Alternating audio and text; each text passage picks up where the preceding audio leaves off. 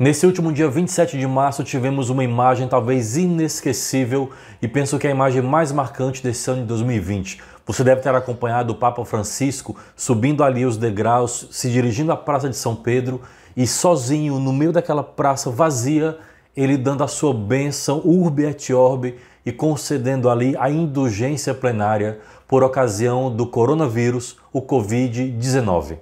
Mas você sabe o que isso quer dizer? O que é a bênção Urbi et Orbi? E o que é uma indulgência? O que é uma indulgência plenária, indulgência parcial? É sobre isso que eu quero falar com você nesse vídeo.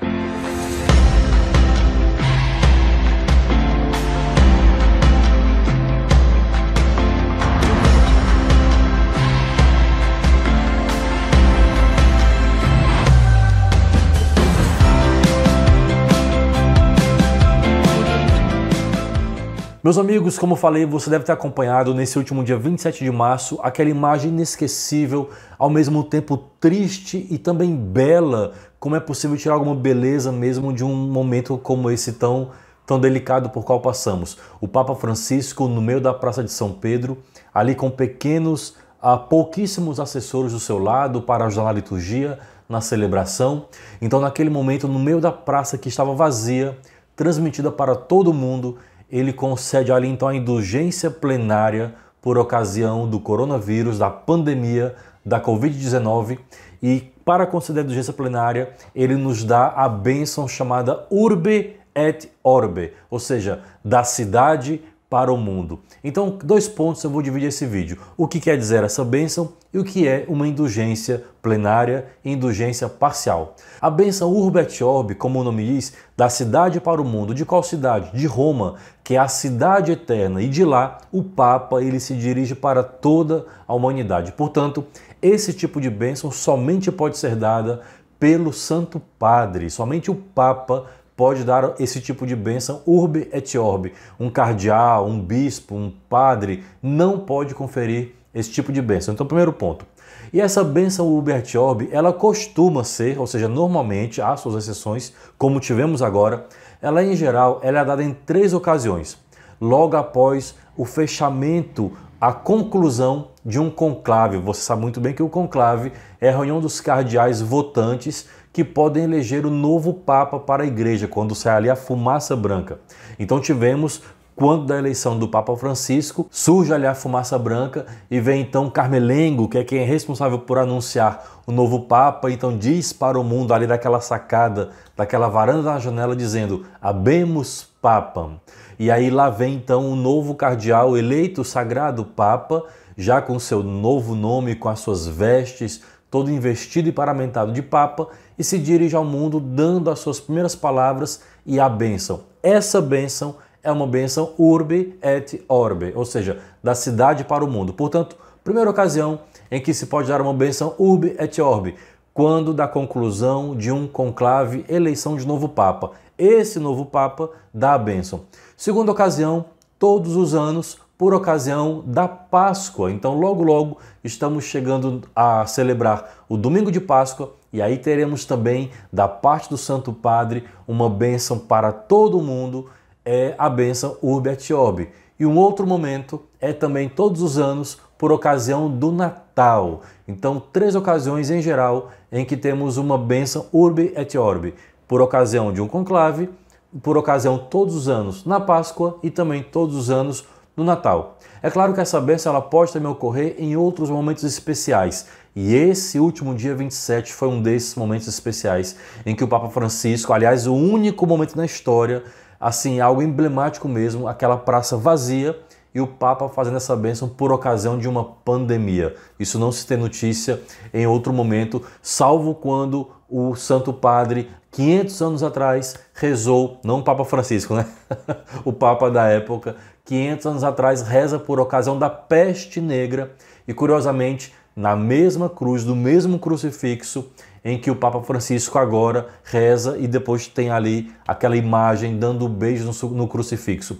Também Papa João Paulo II fez uma oração, claro que em outra ocasião, com aquele crucifixo. Então ali é muito simbólico. De 500 anos atrás, o Santo Padre rezar pela humanidade, mas era uma peste que estava assolando ali parte da Europa, a peste negra com aquele crucifixo. E agora o Papa Francisco também simbolicamente, com o mesmo crucifixo, rezando, pedindo a Deus a graça, a proteção para toda a humanidade por conta do coronavírus Covid-19. E uma curiosidade é que essa bênção ela precisa ser divulgada por todos os meios possíveis, já que ela se pretende ser, e ela é universal, ela pretende chegar a toda a humanidade e todas as pessoas, o máximo de pessoas possível, precisa acompanhar essa bênção. Então, pela internet, pelo rádio, TV, todos os meios de comunicação possíveis precisam televisionar, precisam transmitir e repercutir essa bênção. Então essa é a primeira parte desse vídeo em que eu falo sobre a bênção, o significado da bênção Urbi et Orbi.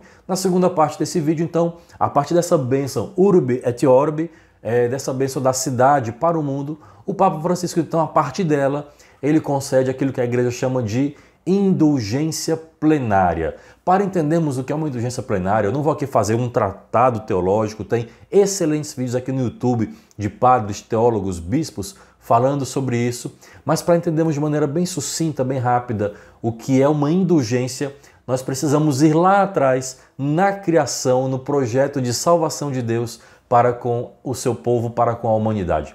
Nós sabemos que o homem, o ser humano, ele é feito à imagem e semelhança de Deus. É isso que nos diz a palavra de Deus lá no livro do Gênesis.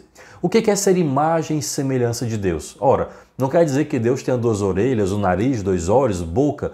Deus ele é espírito. Mas quando a Bíblia fala que o ser humano ele é imagem e semelhança de Deus, ser imagem de Deus significa justamente a capacidade que o ser humano tem de raciocinar e de amar. Então isso é que é nós sermos imagem de Deus. Nós somos capazes de amar e capazes de raciocinar, de pensar. São atributos divinos, a razão. Deus ele é o Logos, que tanto quer dizer palavra, mas também quer dizer razão. Deus ele é o Logos e ele é o amor, vai dizer as cartas de São João.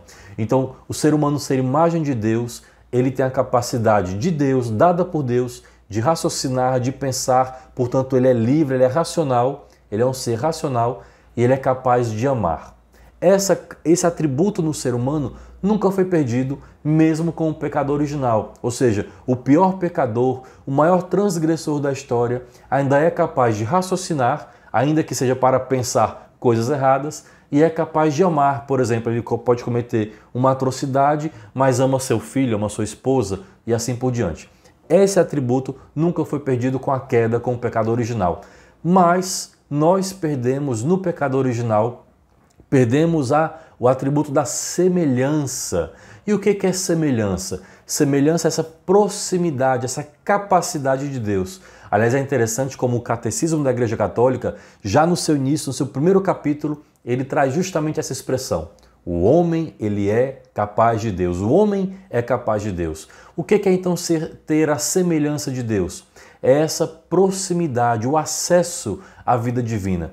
Quando nossos primeiros pais, Adão e Eva, cometeram o pecado original, eles mantiveram a semelhança, o atributo de amar e de ter raciocínio, o logos, a razão.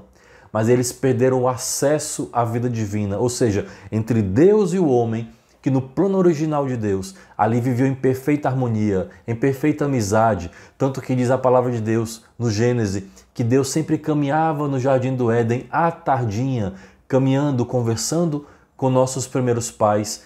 Então, Adão e Eva são expulsos do paraíso, ou seja, o acesso à vida divina já não é mais o mesmo após entrar no mundo o pecado. E aí cabe talvez um outro parêntese. Veja, o pecado ele não é algo criado por Deus. Muitas pessoas, até por má intenção, querem fazer um certo tipo de sofisma, dizendo, se Deus é bom, por que ele permitiu mal no mundo? Se Deus é bom, por que o pecado entrou no mundo? Veja, o pecado ele não é algo criado por Deus. Somente Deus pode criar. O homem não cria nada, o demônio não cria nada. Aliás, ele é um grande imitador e mentiroso. Somente quem pode criar esse atributo é dado somente a Deus. Somente Ele cria. Então, o pecado, como é que ele chegou no mundo? Ele não é criado, ele é gerado. Imagine, só existia o mundo, no mundo existia os nossos primeiros pais e eles só conheciam a Deus, só conheciam o bem, a bondade, a beleza e a justiça. Mas porque o ser humano foi feito livre, ele foi feito livre inclusive para dizer não a Deus e escolher outra coisa que nem existia. Esse vácuo, esse não a Deus, essa negação a Deus cria um vazio no ser humano, cria um vazio na história, cria um vazio na natureza, é um buraco, podemos dizer assim. A esse buraco, a esse vazio, a essa ausência do bem que é Deus, a essa ausência de Deus, chamou-se mal. Aqui eu estou tomando emprestado e refazendo e dizendo de uma maneira nova as palavras de Santo Agostinho. Alguns chamam essa explicação, por questões pedagógicas, para simplificar, de teoria do buraco. Ora, imagine só, imagine um campo de terra e o que você tem ali naturalmente é só terra. Agora se eu começar a cavar, tirando a terra daquele lugar, eu produzo o quê? Um buraco. Esse buraco não é criado, ele é a ausência da terra. A essa ausência, a esse vácuo, eu chamo de buraco. Então só havia Deus, só havia o bem e a sua criação ordenada e boa. Quando o homem ele tira o bem dessa natureza, dando não a Deus, esse vazio existencial no coração do homem e na desordem produzida na natureza, esse vazio chamou-se mal. E é esse vazio, é esse buraco, esse abismo criado entre Deus e o homem, que Deus, nosso Criador, começou a pensar ao longo da história. No exato instante que nossos primeiros pais pecaram, Deus, nosso Pai, ele começou a planejar como que a conta-gotas, diz essa expressão belíssima da igreja, a conta-gotas, como resgatar esse homem, como resgatar a humanidade para ter de novo acesso à sua vida divina. E essa expressão é o que a igreja chama de economia da salvação. Dia a dia, ano após ano, geração após geração, como que a conta-gotas, nosso Senhor ele vai se revelando, anunciando, prometendo o seu Filho, quando chega no ápice da revelação, vem Jesus, se encarna, se faz homem, ele finalmente completa, vamos dizer assim, a economia da salvação que já era anunciada lá pelos profetas, pelos juízes, pelos reis, por toda a história do povo de Deus. Então, como a igreja lindamente traz essa expressão, a conta-gotas Deus vai se revelando e o seu ápice é em Jesus. Jesus, portanto, na sua cruz, ele consegue resgatar e tornar de novo o homem possível ser capaz de Deus. Imagine então que esse abismo, esse buraco, agora ele é tampado, ele tem um acesso de novo, restaurado pela cruz de Jesus. Então o ser humano ele nunca perdeu a imagem, mesmo com o pecado original. Mas perdemos ali no pecado original a semelhança, o acesso à vida divina. Em Jesus, nós temos de novo um novo acesso ao Pai. Em Jesus, nós temos um novo acesso aos céus, um novo acesso à vida divina. Jesus, com a sua paixão, morte e ressurreição, ele restaura a semelhança, como diz o catecismo, logo no seu começo, a capacidade do homem de ir para Deus. Então estamos agora em Jesus restaurados na imagem e na semelhança.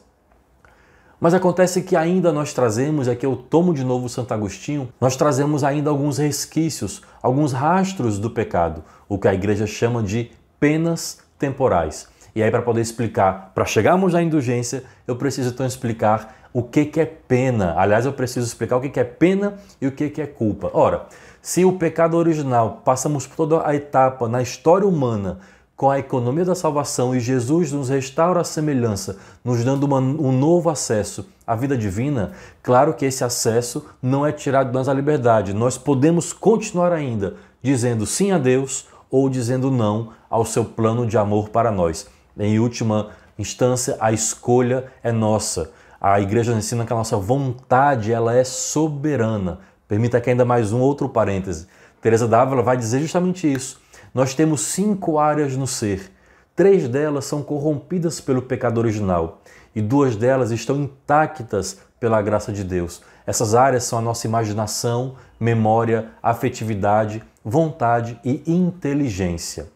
A nossa afetividade ela é decaída, ela pode constantemente ser atacada e tentada pelo Satanás.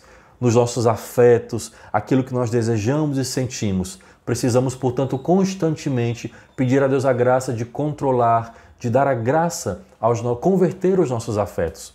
A nossa imaginação, ela também é atacada, ela é decaída e sofre constantes tentações. Por exemplo, imaginando pensamentos impuros, pensamentos que vão contra a vontade de Deus. Também a nossa memória, por exemplo, quando nos lembramos e o demônio nos acusa. Você não é digno de ser de Deus, você não é digno dessa caminhada. Olha quem você era, olha o que você fez, olha o que você já vivenciou. Então, de quando em quando nossa memória vem à tona, por exemplo, para não nos fazer perceber dignos da graça de Deus. Então, a nossa imaginação, a nossa afetividade, a nossa memória, elas são áreas decaídas e constantemente atacadas pelo demônio para nos fazer cair em tentação. Por isso, precisamos sempre pedir a Deus a graça de sempre restaurar, converter, santificar a nossa imaginação, a nossa afetividade e a nossa memória. Agora, duas áreas do nosso ser, de Santa Teresa d'Ávila, são intactas e preservadas pela graça de Deus. A nossa inteligência. Lembra do que eu falei no começo?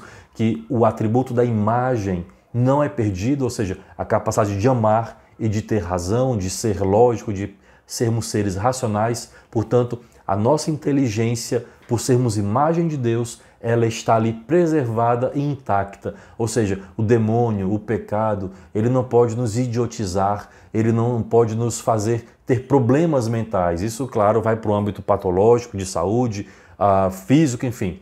Mas uma ação demoníaca na nossa inteligência, Deus não permite, porque Ele preserva a nossa inteligência. Claro que se alguns de nós tivermos ou conhecermos alguém que tem certos transtornos, é de outra ordem, são de outras deficiências que vão surgindo. Mas nosso Senhor, Deus nosso Pai, preserva essa área do ser que é a nossa inteligência. Ou seja, justamente para que possamos escolher a Deus de livre vontade, de livre razão, nas nossas faculdades mentais e sentimentais e assim por diante. Uma outra área do ser que está preservada é a nossa vontade. Justamente porque somos dotados do livre-arbítrio, ir para Deus, aceitar Jesus como Senhor, não pode ser um ato obrigado, deve ser um ato da livre vontade, uma expressão, um ato de amor, porque eu amo a Deus, eu quero que Ele seja e permito que Ele seja o meu Senhor. Portanto, estão preservadas as áreas do nosso ser, a nossa inteligência e a nossa vontade. Por isso diz a Igreja que a nossa vontade ela é soberana. Se eu rejeito a Deus, nem Ele mesmo pode fazer alguma coisa, não por impotência, mas porque Ele respeita o livre-arbítrio dado por Ele mesmo. Me permita ainda retomar Santo Agostinho. Já percebeu qual é o meu time, né? Eu sou fã de Santo Agostinho. Ele diz assim: o Deus que te criou sem ti não pode salvar-te sem ti, porque nós precisamos dar o nosso assentimento. Então, fizemos aqui esse preâmbulo. E aí, claro, com a imagem preservada, a semelhança restaurada por Jesus e tendo essa compreensão das áreas do ser, nós também sabemos, e a Igreja nos diz, que ainda trazemos em nós algumas marcas do pecado. As raízes do pecado original ainda trazemos marcados dentro de nós. Por isso nosso corpo ainda é perecível, por isso ainda caímos no pecado e precisamos constantemente da graça, da confissão, do arrependimento para voltarmos à amizade com Deus, voltarmos ao estado de graça. Então, para explicar o que é indulgência, eu preciso explicar a vocês essa pena e a culpa. O pecado que nós trazemos, cada vez que nós incorremos contra a vontade de Deus, cada vez que nós dizemos não à vontade de Deus, cada vez que nós desviamos da vontade de Deus. Aliás, é interessante a palavra original do pecado, né? Amartia, errar o alvo. A minha alma quer ir para Deus, mas a minha natureza humana decaída acaba desviando o caminho e eu não vou para onde eu deveria ir ou para onde a minha alma anseia ir. A minha alma anseia a Deus, mas eu acabo pelo pecado me desviando e indo para outro lugar. Cada vez que eu me desvio da onde minha alma deseja, eu estou dando um não a Deus, porque eu estou dele me desviando, portanto estou pecando. E esse pecado, ele tem duas consequências, o que a Igreja chama de pena e culpa. Veja, cada vez que nós pecamos, o pecado ele carrega em nós, ele traz essa marca em nós, uma pena e uma culpa. Então quando você vai se confessar, o padre ele nos dá a absolvição do pecado, a nossa confissão sincera. Essa absolvição do pecado, ela está apagando a pena ou a culpa?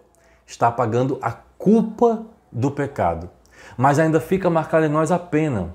Por isso que o padre nos dá a chamada satisfação do pecado, o que popularmente nós chamamos de penitência. É na penitência que nosso Senhor, a graça do perdão, age ali, purificando a pena. Vou dar um exemplo. Imagine que você tem um grupo de jovens, crianças, adolescentes, enfim, jogando bola no meio da rua. Estavam jogando bem animados, bem bacana, só que aí um dos garotos, uma das crianças, joga a bola um pouco mais forte e cai na vidraça do vizinho e quebra aquela vidraça. O vizinho com essas crianças, desde que nasceram, é amigo dos seus pais, ele não está com raiva daquelas crianças. Então ele vai lá para fora com a bola na mão, as crianças apreensivas. O que será que ele vai fazer comigo agora? Vai brigar, vai me bater, vai dizer para os meus pais? O vizinho então fala assim, não, tudo bem, não precisa ficar nervoso, eu perdoo vocês, não tem problema algum. As crianças então ficam animadas, ai que joia, então posso ir para casa ou continuar a jogar em paz? Não, eu perdoo vocês, eu não tenho raiva de vocês, mas por justiça vocês precisam reparar a minha vidraça. Então, ou seja, o pecado, os efeitos do pecado de pena e culpa é mais ou menos isso. Quando nós pecamos, nós carregamos uma culpa e Deus então nos perdoa. Ele não tem raiva de nós, como esse vizinho da vidraça quebrada. Ele nos acolhe de novo, ele nos escuta, ele nos ama, ele nos acolhe. Só que nós precisamos, por justiça, reparar a vidraça quebrada. E isso então é a pena, é o outro aspecto do pecado, das consequências do pecado. A culpa temos apagada pelo perdão de Deus na absolvição dada pelo sacerdote. E a pena quando nós vamos para fazer a satisfação ou cumprir a penitência. Tá claro isso, gente? Então, a dupla consequência do pecado que cada um de nós temos quando pecamos, culpa e pena. A culpa eu apago com a absolvição do sacerdote e a pena com a penitência que nos é dada. Mas mesmo assim, quando, por exemplo, não confessamos os pecados ou quando não confessamos de maneira consciente, com vivo desejo de nos emendarmos, de nos convertermos, ainda carregamos em nós as marcas do pecado original, trazemos ainda penas a serem reparadas. É como se fosse uma balança. Quanto mais eu apago essas penas, mais eu entro em estado de graça. E quanto mais em estado de graça, mais acesso à vida divina, mais acesso ao céu eu tenho. Imagine, por isso a preocupação da igreja, daqueles que morreram sem estar em estado de graça, sem estar na amizade com Deus. Somente os santos, somente quem está puro, né? Somente os santos entram no céu, não o santo canonizado, feito imagem, não só eles, né? Mas quantos santos estão nos céus nós nem sabemos.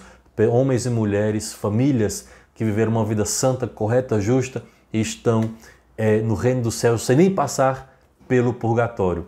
E aqueles que estão no purgatório, eles estão lá justamente expurgando, purgando, pagando algumas penas que ainda ficaram na sua vida temporal. Por isso, a pena temporal, ou seja, ela tem um tempo, ela tem uma duração, ela vai acabar. Ela vai acabar. As almas dos fiéis que padecem no purgatório estão purgando as penas temporais, que um dia vão acabar e vão para o céu. Por isso que a igreja nos ensina que o purgatório é certeza do céu. Então, queridos irmãos e irmãs, quanto mais nós aqui na terra vivemos em estado de graça, apagando e purificando nossas penas temporais, nós ficaremos menos tempo no purgatório ou até mesmo em vida de santidade e ir direto para o céu. Ficando esse ponto claro, eu quero mostrar para vocês esse livro aqui, chamado Manual de Indulgências, que ele é baseado num texto original do Papa Paulo VI, que logo após o Vaticano II, ele queria como que complementar a sua doutrina, explicando ou aprimorando, ressignificando a doutrina das indulgências, que na Idade Média, sabemos bem, foi muito mal compreendida, foi muito mal executada, inclusive. Então aqui é um texto do Papa Paulo VI, complementado pela CNBB, mas aprovado pela Santa Sé, pela Congregação para a Doutrina da Fé. Então, nesse manual de indulgências, ele fala justamente o que é uma indulgência. Indulgência é a remissão diante de Deus da pena temporal devida pelos pecados já perdoados quanto à culpa. Lembra da imagem da janela da vidraça quebrada? Que o fiel, devidamente disposto em certas e determinadas condições, alcança por meio da Igreja, a qual, como dispensadora da redenção, distribui e aplica com autoridade o tesouro das satisfações de Cristo e dos santos. Então, antigamente a indulgência ela era dada por questões assim, de tempo, já que eu rezava pelas almas dos fiéis do purgatório, então alguém fazia uma obra de caridade, rezava pela intenção do Papa, alguma orientação do Santo Padre, e aí ele dizia lá nos textos da igreja, essa penitência paga 100 anos, paga 10 anos. A igreja não usa mais esse conceito já há muito tempo. Ela trata agora em indulgência parcial e indulgência plenária, ou seja, o que é uma indulgência parcial? Ela paga, ela limpa, purifica parte das nossas penas temporais. Quanto? Não sei, isso é mistério de Deus. E uma indulgência plenária, ela purifica plenamente todas as minhas penas temporais que eu ainda tenho aqui na terra e também das almas dos fiéis do purgatório. Por isso que quando o Santo Padre ele concede uma indulgência plenária, se nós a recebemos realmente nas intenções e cumprindo todos os preceitos que devem ser, nós estamos ali seguramente em estado de graça totalmente purificados. Imagina, por exemplo, se alguém, após receber a indulgência plenária, está em estado de graça e morre, falece, ela vai, tenho certeza, direitinho para o céu, porque ela está em pleno estado de graça, ela foi apagada todas as penas temporais do seu pecado, porque a indulgência ela foi plenária. Ok, tendo isso em mente, o que quer dizer então essa indulgência plenária do Papa Francisco e por que ele deu, por que ela é tão especial? Porque a indulgência plenária, ela nos é concedida em alguns momentos especiais, não é toda hora. Por exemplo, quando nós temos na igreja um ano santo, um jubileu, que em geral é, por exemplo, rezar para a intenção do Papa, visitar um local sagrado, Terra Santa, Basílica de São Pedro, Caminho de São Paulo ou as catedrais locais, o Santo Padre ele vai dar as normativas quando ele proclama um ano santo. Então rezar para a intenção do Papa, participar da Santa Missa, visitar locais sagrados, rezar um Pai Nosso, rezar uma Ave Maria, rezar o Credo. Quando nós cumprimos isso, nós estamos ali automaticamente recebendo a indulgência plenária. O ano santo, o ano de jubileu, por exemplo, tivemos no ano 2000, a virada do milênio. É linda aquela imagem do Santo Padre, Papa João Paulo II, já bem debilitado, velhinho, empurrando aquela porta da Basílica de São Pedro, abrindo a igreja, simbolicamente colocando a igreja no novo milênio, aquela porta santa, ela então dá início ao ano santo jubilar, que acontece a cada de 25 em 25 anos. Ou seja, tivemos o ano 2000, um ano jubilar, o ano do jubileu, e vamos ter então em 2025 um novo ano jubileu, que então será um ano santo, um ano de derramamento de indulgência plenária. Além de um ano de jubileu, também o Papa ele pode proclamar outros anos santos conforme sua própria vontade, sua própria inspiração do Espírito Santo. Geralmente ele escreve um documento chamado de tipo motu próprio, ou seja, de própria iniciativa, de própria motivação, para proclamar ali um ano santo. Bento XVI, por exemplo, ele fez o ano da fé. Ele proclamou o ano da fé. Então, naquele ano, se nós fizéssemos as orações em intenção do Papa, seguíssemos as orientações, por exemplo, de passar pelos locais sagrados, rezar Pai Nosso, Ave Maria, o Credo, estávamos ali também recebendo a indulgência plenária. Papa Francisco também fez um ano santo, o ano da misericórdia. E aí tivemos tantos sacerdotes proclamados, nomeados como missionários da misericórdia, e nas igrejas locais, as catedrais de cada cidade, de cada país, de cada estado, era considerada ali a porta santa. Geralmente foram as catedrais, as basílicas, os santuários, e quem passasse por aquela porta santa, participasse da Santa Missa, rezasse pela intenção do Papa, rezasse um Pai Nosso, uma Ave Maria, o Credo, estava ali também recebendo as indulgências. Então veja que uma indulgência ela é instituída pelo Papa, e somente ele pode instituir e conceder indulgência de acordo com esses tempos, ou os anos jubilares, que é a cada 25 anos, ou um ano em que ele consagre o ano santo da fé, por exemplo, Bento XVI, o ano da misericórdia. Então são momentos muito especiais e particulares de concessão de indulgência plenária. Veja então que não é algo tão corriqueiro, é bem específico na igreja. Por isso que esse momento do Papa Francisco é tão importante, que nesse dia 27 de março, naquela bênção Urbi et Orbi, ele então concede a toda a humanidade a sua indulgência plenária, pedindo da parte de Deus o apagar, a purificação das penas temporais. E a indulgência parcial? Essa nós podemos, tem algumas concessões que a Igreja já nos dá, o Código de Direito Canônico, Catecismo da Igreja, independente de ano santo ou não, de ano jubilar ou não, nós podemos ter. Então veja, indulgência plenária, nós podemos adquiri-la somente uma vez ao dia, diz as normas do Manual de Indulgências. Indulgência parcial, nós podemos adquirir várias ao longo do dia, assim cumpramos as concessões. Então diz aqui o manual, vou ler aqui alguns dos pontos.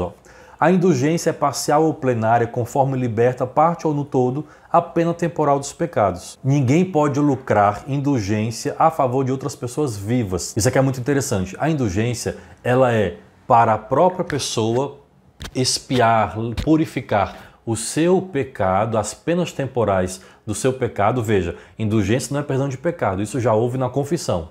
Indulgência, ela está apagando a pena temporal, vamos dizer assim, o resquício, né, dessa pena temporal que ainda há em nós. Então ela pode ser para o próprio fiel, pode ser a mim mesmo, e também podemos orar e receber a indulgência plenária ou parcial e orar pelas almas dos fiéis do purgatório. Então imagine, por exemplo, estamos no Ano Santo e se eu participar da Santa Missa numa catedral, numa basílica, rezar as intenções do Papa, eu recebo a indulgência parcial ou plenária, conforme o Papa normatize. Eu já fui para essa missa e fiz todos os ritos de manhã, comunguei, essa indulgência vem para mim. Se no fim do dia eu vou para uma outra missa no mesmo dia e faço os mesmos ritos, eu não posso receber duas vezes uma indulgência plenária. Então essa segunda indulgência, a Igreja chama de, ela vai para os fiéis que padecem no purgatório, ela vai como sufrágio. Então isso ainda traz uma outra beleza da Igreja que ela nos ensina, que é a comunhão dos santos. Assim como o meu pecado, ele traz duas consequências de pena e culpa, que colocam em desordem a mim mesmo, mas também a natureza, a criação, assim também a minha vida de santidade pela comunhão dos santos, ela tem eco, ela tem repercussão, não só em mim, mas também em toda a igreja militante, a igreja padecente e a igreja triunfante. Pela comunhão dos santos, a minha santidade, ela também pode colaborar na santidade dos outros. Isso é algo belíssimo que a igreja nos ensina. E aí então, nesse manual de indulgências, ele ainda diz algumas normas, por exemplo, para conseguirmos indulgências parciais. Repito, a indulgência plenária nós só conseguimos adquirir uma vez ao dia. Se você faz o mesmo rito, as mesmas práticas que a igreja concede indulgência plenária, mas você já recebeu num dia, essa indulgência vai ser em favor das almas dos fiéis do purgatório. A parcial, nós podemos receber várias vezes ao longo do dia. Então, nesse manual, ele traz algumas concessões, ou seja, em que situações nós adquirimos indulgência parcial ao longo do nosso dia, ao longo dessas práticas. Então veja, quando nós, por exemplo, recitamos algumas orações como essa, a oração do Inspirai, ó Deus.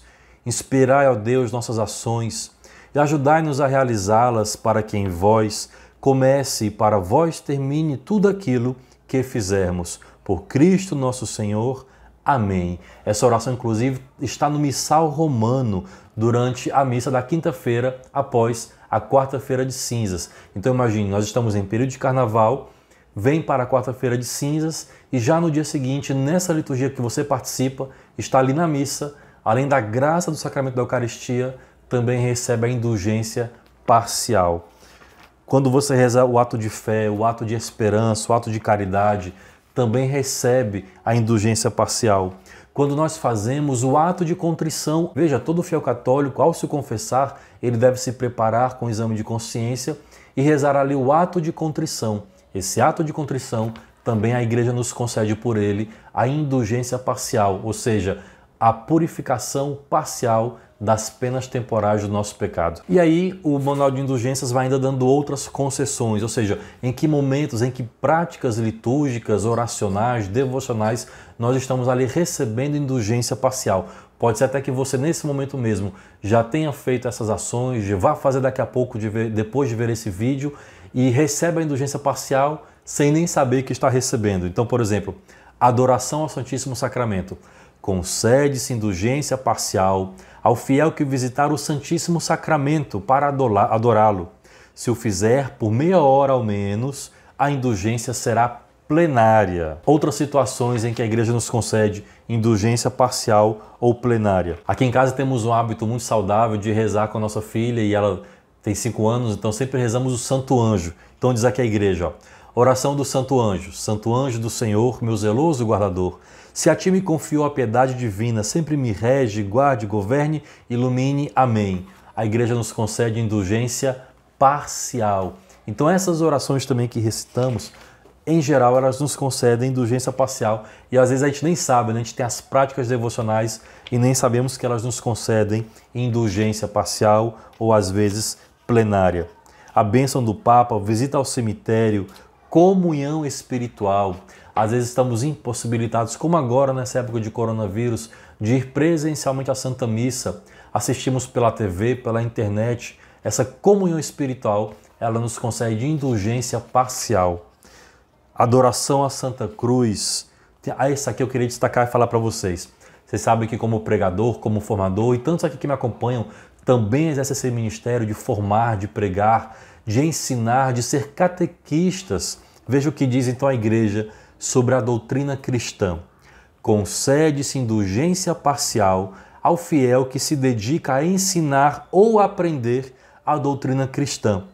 Quem, levado pelo espírito de fé e caridade, ensina a doutrina cristã, pode ganhar indulgência parcial conforme a concessão mais geral, aí ele cita um artigo do Código de Direito Canônico. Por esta nova concessão, confirma-se a indulgência parcial para o mestre e se estende ao discípulo.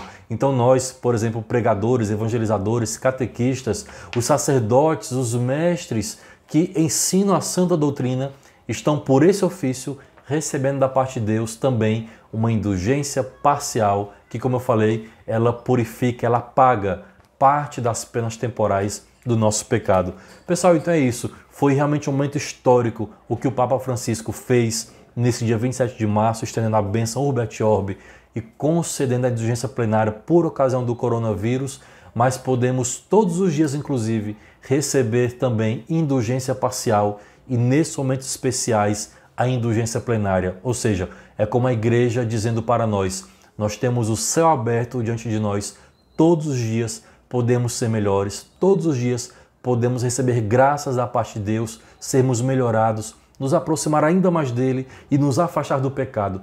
Todos os dias temos a oportunidade de sermos libertos do pecado e nos aproximar ainda mais de Deus. Nós temos todos os instrumentos, todos os recursos, todos os ensinamentos para sermos ainda mais dele. Não permitamos que caiamos nas garras do mal, da tentação e do pecado, mas ao contrário, caiamos na graça, vivendo em estado de graça e nesse momento em particular pelas indulgências recebidas da parte do Santo Padre, que pede pela igreja e ao mundo em nome de Deus. Se você gostou desse vídeo, já sabe como é.